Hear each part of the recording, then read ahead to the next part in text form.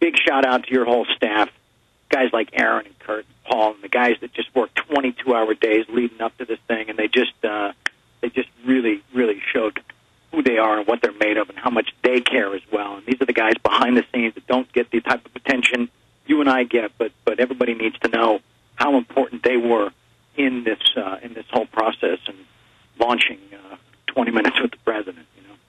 Yeah, I always almost give it its code name instead of 20 Minutes with the President. Yeah, it's tempting. It's tempting, Alec. We'll keep that between us. Yeah. Charlie, in closing, though, are you disappointed that so far the White House called you and said, look, we've seen it, we might pass on it, which shows they're leaving the door open? I know you're calling people to go out, get involved, go to town halls, go to his press conferences. You're asking, I know you've asked me to ask folks to tell people to go to the press conferences of the president, go to demonstrations. Let's make this a big issue. Let's beat the drum. Speak to that in closing and directly to Obama, because there's no doubt that the White House is watching and seeing this. Well, let's hope. Let's hope. I mean, I know, like I said, they got their hands full with a lot of other stuff, but they need to know that this really matters. This is it's all laid out in the letter that how much this has shaped the current policy and the why the landscape exists as it does today. And if they cannot meet with myself and certain family members, they really need to write me a letter and explain why. I wrote them a letter, and they need to explain why, and they need to know that letter will be made public, because it's important that people know how they feel about this. That people know, if they got nothing to hide, then why are they avoiding it? And let's be clear, it's not just Charlie Sheen meeting with the president. You've said in the emails, I like to come with Bob McIlvain, Bill Doyle, others, and they want to meet with you. They've tried to meet with the commission. Absolutely, yes. Yeah, no, they deserve the time. They deserve the attention. They deserve that our commander-in-chief would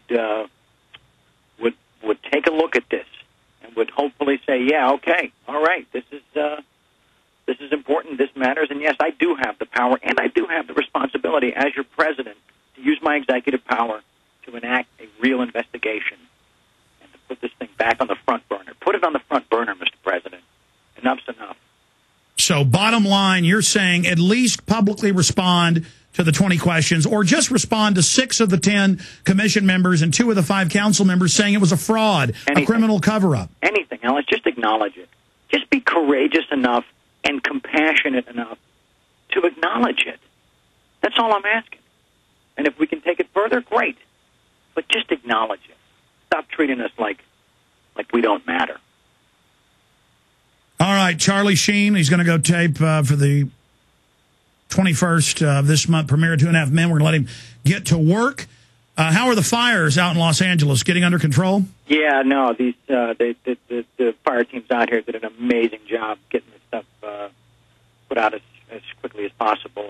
And unfortunately, there were some lives lost, and our hearts go out to their families as well. But the skies are clear, and everything's back to normal.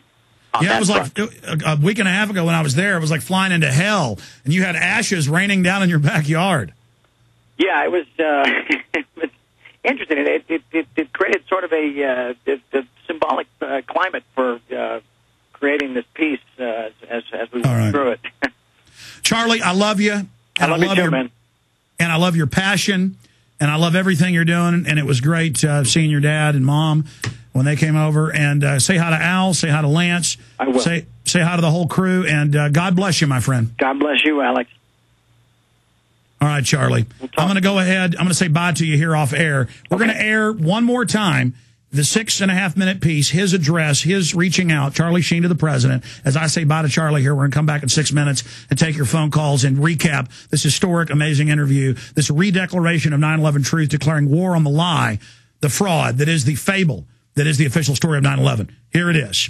No warning signs that I'm aware of. And it was a revelation that the White House had no intention of making public. President Bush was told in August that Osama bin Laden might be planning an attack involving the hijacking. Could have predicted. Nobody in our government, at least. August 6th, PDG. I believe the title was Bin Laden Determined to Attack Inside the United States. 70% of family members' questions were never answered during the 9/11 Commission report. Lee Hamilton and Thomas Keane said they were set up to fail. I mean, I'm a member of the commission. It's a scam. It's absolutely disgusting. The questions, Mr. President. The questions. Building 7 ablaze at the moment and apparently getting ready to collapse. Building 7, freefall collapse. Well, no, there's number 7 coming down. The excitement and the fun that people get watching an old building being demolished, and they wired very carefully for days, and it's a very careful operation. Third time today. It's reminiscent of those pictures we've all seen too much on television before, when a building was deliberately destroyed by well-placed dynamite to knock it down. The smartest thing to do is pull it. And they made that decision to pull, and then we watched the building collapse. Jane, what more can you tell us about the Salomon Brothers building and its collapse? Well, only really what you already know. Details are very, very sketchy. We are getting information now that one of the other buildings, Building 7 in the World Trade Center complex, is on fire and has either collapsed or is collapsing. The Pentagon. Vanishing airplane.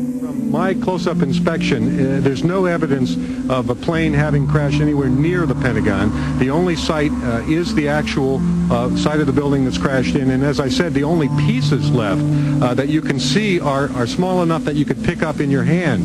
There are no large tail sections, wing sections, a fuselage, nothing like that anywhere around, which would indicate that the entire plane crashed into the side of the Pentagon.